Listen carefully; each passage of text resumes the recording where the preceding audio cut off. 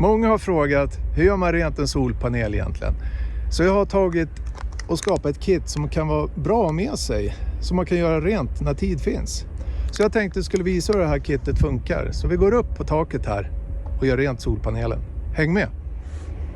Så där, då är vi uppe på taket. Ja, jag kan dra med fingret här och ser direkt att det är damm, pollen och alltså smuts generellt. Det kan vara fågelskit och det påverkar laddningen. Och det här är kittet, Clean and Protect, smidigt, enkelt att använda direkt. Här använder jag rengöringsservetterna som finns med i kittet då.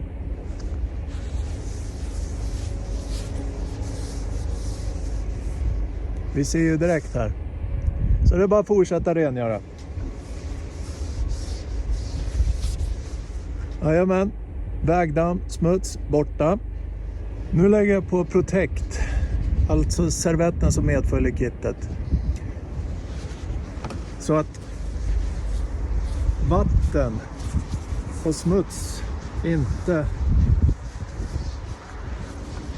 fastnar. Protect-servetten.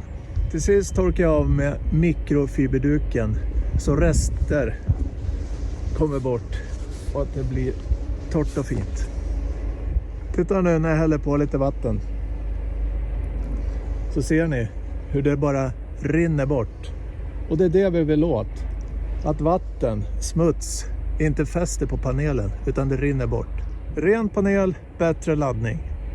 Och det här handlar inte bara om bättre laddning utan det handlar om underhåll.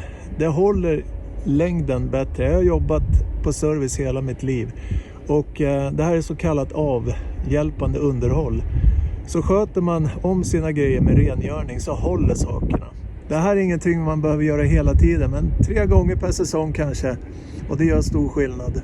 Grejerna håller, det ger bättre laddning. Och som ni såg med vattnet här, det rinner undan. Det fäster inte lika lätt. Vill ni ha ett eget kit? Det finns i våran shop. Där kan ni gå ut och läsa mer om det. Ha det fint. Hej då!